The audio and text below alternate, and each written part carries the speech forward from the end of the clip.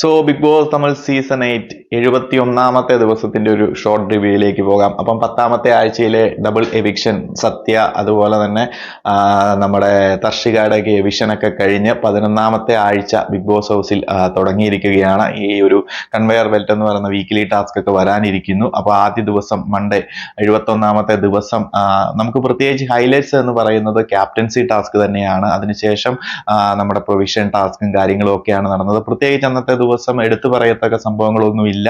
Captaincy ടാസ്കുമായി ബന്ധപ്പെട്ട highlights നമ്മുടെ മഞ്ചരി, മുത്തു, Jacqueline ഒക്കെ നടത്തിയ ഡേ ആൻഡ് നൈറ്റ് പ്ലാന് ഒറ്റയടിക്ക് തകർത്ത റാണവിന്റെ ഒരു ഗെയിം ചേഞ്ചിങ് മൊമെന്റ് തന്നെയാണ് ക്യാപ്റ്റൻസി ടാസ്കിൽ നടന്നത്. അതിനോടൊപ്പം നമ്മുടെ പ്രൊവിഷൻ ടാസ്കും. ഇതാണ് നമ്മുടെ 71ാമത്തെ ദിവസത്തിലെ ഹൈലൈറ്റ്സ് എന്ന് പറയുന്നത്. അപ്പൊ നമുക്ക് നോക്കാം എന്താണ് സംഭവം എന്ന്. ആസ് യൂഷ്വൽ എവിക്ഷനും കഴിഞ്ഞപ്പോൾ കണ്ടസ്റ്റൻസ് എല്ലാം നോർമൽ റൊട്ടീൻസിലേക്ക് വരുന്നു.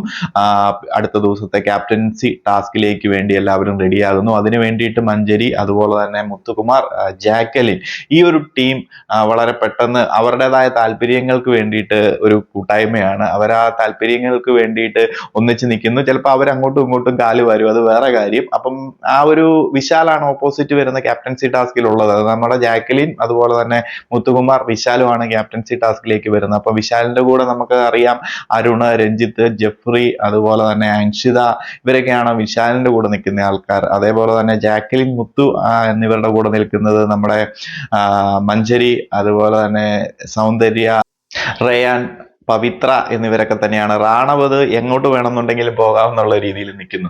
അപ്പം ഈ ഒരു ക്യാപ്റ്റൻസി ടാസ്ക് എങ്ങനെയെങ്കിലും വിജയിക്കാൻ വേണ്ടി മുത്തുവും അതുപോലെ തന്നെ ജാക്വലിനും ആ തലേ ദിവസം മുതൽ ഈ ഒരു ക്യാപ്റ്റൻസി ടാസ്കിലേക്ക് വരുന്നതിന് മുമ്പും ക്യാപ്റ്റൻസി ടാസ്ക് വരുന്ന ദിവസവും വളരെ തന്ത്രപരമായ പ്ലാനിങ് ആണ് ഇവരുടെ ഉള്ളിൽ നടന്നുകൊണ്ടിരിക്കുന്നത്. ഇതിൽ മഞ്ചരിയുടെ ഐഡിയകൾ, ഇവരുടെ തന്ത്രങ്ങളൊക്കെ പല രീതിയിൽ നടത്തുന്നു. എങ്ങനെ വന്നു കഴിഞ്ഞാൽ ഈ ഒരു ഒന്നെങ്കിൽ ജാക്വലിൻ അല്ലെങ്കിൽ മുത്തു, ഇവർക്ക് ആർക്കെങ്കിലും നിങ്ങൾ പരസ്പരം വിട്ടുകൊടുത്ത് എങ്ങനെയെങ്കിലും ഏത് സാഹചര്യമാണോ അതിനനുസരിച്ച് അങ്ങോട്ടും ഇങ്ങോട്ടും വിട്ടുകൊടുത്ത് നമ്മളിൽ ആരെങ്കിലും ആയിരിക്കണം ക്യാപ്റ്റൻ എന്ന രീതിയിലേക്ക് അവര് ചർച്ചകളൊക്കെ നടത്തി വിശാലിനെ എങ്ങനെയെങ്കിലും തകർക്കണം എന്ന രീതിയിലേക്ക് എത്തുന്നു. എന്നാൽ ബിഗ് ബോസ് അതിന് കൊടുത്ത ടാസ്ക് എന്ന് പറയുന്നത് നമ്മുടെ ഉന്തുവണ്ടിയിൽ ആളെ കയറ്റിക്കൊണ്ട് പോയി ബിഗ് ബോസ് പറയുന്ന അത്രയും വെയിറ്റ് കംപ്ലീറ്റ് ചെയ്യുക. അതായത് ഒരു 400 കിലോഗ്രാം ആണ് ബിഗ് ബോസ് പറഞ്ഞിരിക്കുന്ന ടാർഗറ്റ്. അപ്പം ഇവരെ സപ്പോർട്ട് ചെയ്യുന്ന ക്യാപ്റ്റൻസി ടാസ്കിൽ പങ്കെടുക്കുന്ന ആൾക്കാരെ സപ്പോർട്ട് ചെയ്യുന്നവർ ഓരോ ടീമിലും നിൽക്കുക. എന്നതിന് ശേഷം അവരെ ഓരോരുത്തരെ ഈ ഉന്തുവണ്ടിയിൽ കയറ്റി ഈ പറയുന്ന ഡെസ്റ്റിനേഷനിൽ എത്തിച്ച് ഇത്ര കെ ജി എന്നും പറഞ്ഞുകൊണ്ട് 400 kg ഓർ അതിനടുത്ത് ആരാണോ ബസർ ടു ബസറിൽ എത്തിക്കുന്നത് അവരായിരിക്കും വിൻ ചെയ്യുന്നത്.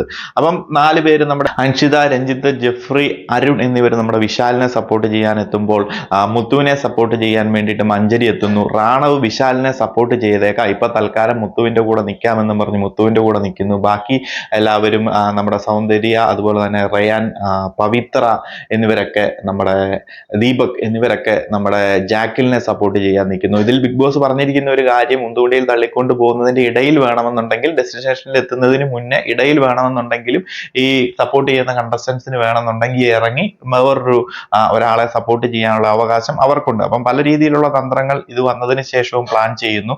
അപ്പം 4 പേര് വിശാലിന്റെ കൂടെ എത്തിക്കഴിഞ്ഞപ്പോൾ ഈ ജാക്വലിനും മുത്തുവും ആ ഒരു ഗെയിമിനിടയിൽ തന്നെ പെട്ടെന്ന് പ്ലാനിങ്ങൾ നടത്തുന്നു.